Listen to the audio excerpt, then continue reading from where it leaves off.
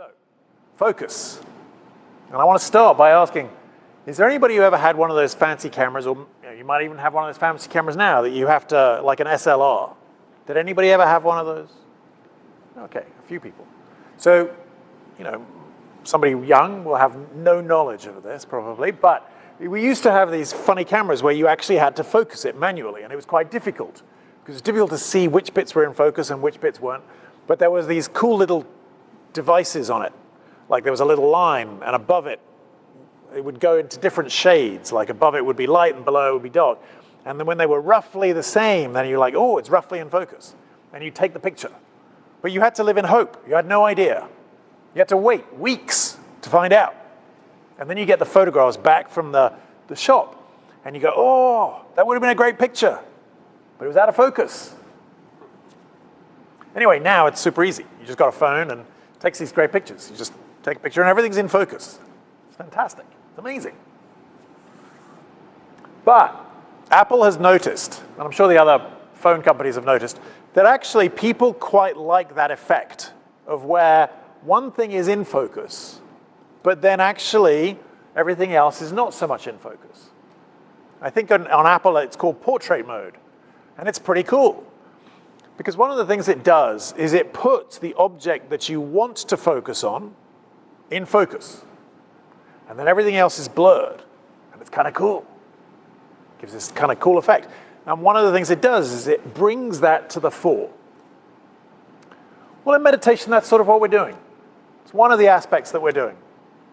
We're taking something in the present moment, and we're choosing to try to put that into the front of our attention. We're trying to put everything else into the background, leave the rest of it out of focus. And that's one of the things we're doing, is we're trying to place our attention, our focus, into the present moment. Now, traditionally, this type of meditation is not known as focus meditation. Some people call it mindfulness meditation. I tend to prefer to call it awareness meditation. But actually, in traditional circles, these are known as concentration exercises. And that's a perfectly legitimate idea for them, is that we are developing concentration, and we're trying to concentrate on a single thing. I prefer the word focus, and I'll tell you why. Because there's nothing wrong with the word concentration, but I think there's more going on than just the concentration. So one of the things that we're doing in focus is by applying focus to one thing, by applying our focus to the breath, we notice when we're out of focus. There's that contrast of like noticing that the mind has taken us off somewhere else. And we notice we're no longer there. And there's that contrast. And I think that's really important because we start to notice it's not that you're no longer focused, it's just that you're no longer focused where you were. You're now focused on something else. Your mind has gone somewhere else. To the past, the future, solving problems, daydreaming, whatever. Wherever the mind goes. And you know your mind goes all over the place, lots of different places. It's chosen a different focus. But because we chose to focus on the breathing, we notice that the focus has changed. And this is huge in our lives. Because at any given moment, your mind is always focused somewhere. Right now, for example, your minds are focused somewhere. Now, I'm pretty vain, so I'm kind of hoping it's what I'm saying. But equally, for many of you, it's probably not. You probably remembered, like, oh, the parking meter. Did I remember to put money in it? Or whatever, wherever your mind goes. Like, does he always wear the same suit, or does he have lots of suits that are the same color? Whatever you might be thinking about, right? You have a point of focus. We always do. This is really important, is to notice what is the focus. And meditation is the training that teaches us to notice we always have a focus. But we start to become aware of what that focus is. And that's huge. And there are two aspects to focus, really. There's the content. It's like, am I paying attention to what he's saying, what he's talking about? Maybe you are, maybe you aren't. I'm not sure it's valuable, but let's just say hypothetically you are. Then there is also the approach with which you are focused. I think in modern photographic Instagram world, this might be referred to as the filter. But it's pretty important to how are you looking at it. It's not just what are you focused on, but how are you focused on it. And this is gold. So for example, in your day, you can be focused on what's right about something and what's good, or you can be focused on what's wrong about something. And you always have that. Sometimes I'd like to say you have that choice. Often we don't have that choice. We just have our default. We just go automatically. Either we look at what's wrong with something, or we look at what's right with something. But in meditation, we get to notice. We get to notice what our focus is. We get to train ourselves in what is the focus. Am I focused on what's right, or am I focused on what's wrong? Now, happiness, it turns out, is this thing that we're all looking for, very elusive. Most of us, we have moments. It's like, oh, I remember being happy. It happened in 1978. Once upon a time, I was happy. But we're looking for it. And it turns out happiness is actually pretty simple. Pretty simple. If you are focused on what is right, you'll be pretty happy. And if you're focused on what's wrong, you'll be pretty miserable. It is pretty much that simple. Now, that isn't to say you should always be only blissfully, focused on unicorns and rainbows. There's plenty of things that are wrong that we should focus on what's wrong. In our lives, maybe in our health, finances, job, relationships, with the world. There are plenty of things that are wrong.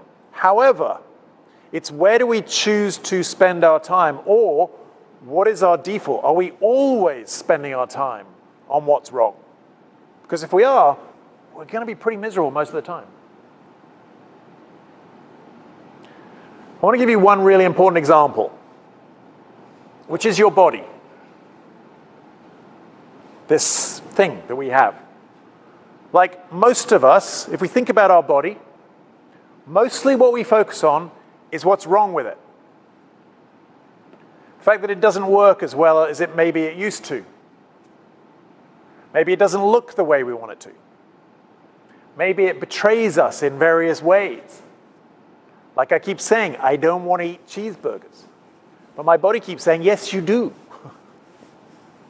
So there are various ways, like, my eyesight doesn't work as well as it used to. I keep trying to lose weight. I go on all these silly diets, and I lose 3 pounds. I get all excited. But I need to lose 30. 3 is not that, Why is it so hard? Now, so I can get awfully upset about it. And most people spend 99% of their time looking at what's wrong with their body. That's one approach. I'm sure there are plenty of things wrong. I have this theory that pretty much unless you're Gisele Bündchen or Tom Brady, you got things to complain about. And I bet you even they have things to complain about. Maybe they don't. I don't know. They certainly shouldn't. But anyway, I digress. However, let's take another look at the body. Your body is millions of years in creation. It's taken millions of years to create this thing. Huge numbers of prototypes that didn't work. And we get this. The fact that you can walk on 2 legs is itself a miracle. It's amazing. Okay, that doesn't impress you. Let's think a little bit about vision for 1 second. What you can see. What you can see is actually, it turns out, is amazing when you think about it. What's happening is you have 2 eyes, but let's take one eye at a time. One eye has a curved but flat surface. It's curved, but it's a 2-dimensional surface at the back of your eye. Light is hitting this 2-dimensional surface. You've got all these little cells, all of which have a little nerve fiber connected to them. And that nerve fiber is sending information back into your brain. Let's just be clear. Your eye doesn't see. Your eye gets light hitting the nerve cells at the back of your eye.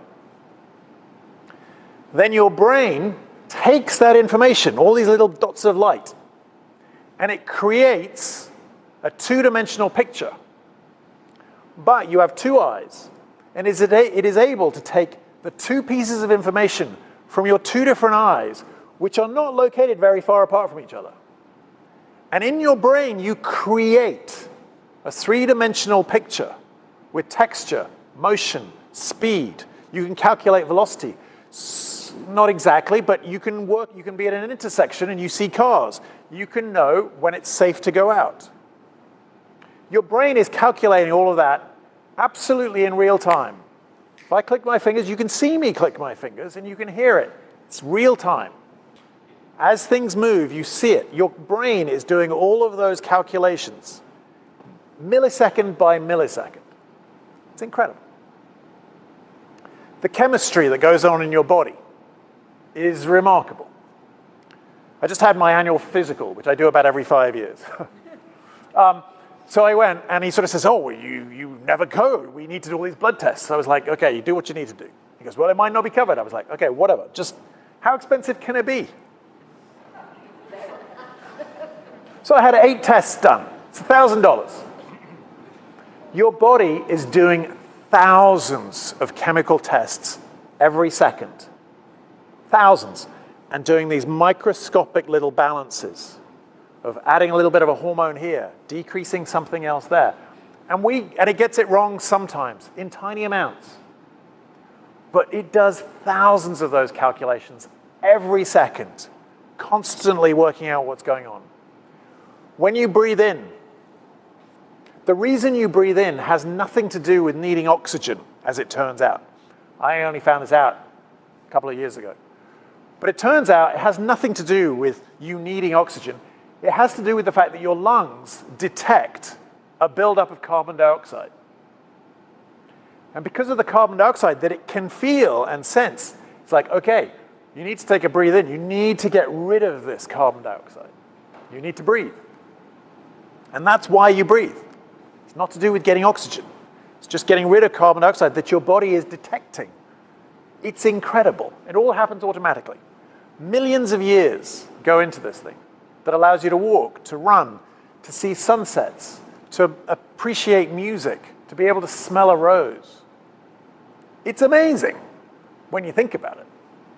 But most of the time we just go, yeah, I don't like how my arse looks.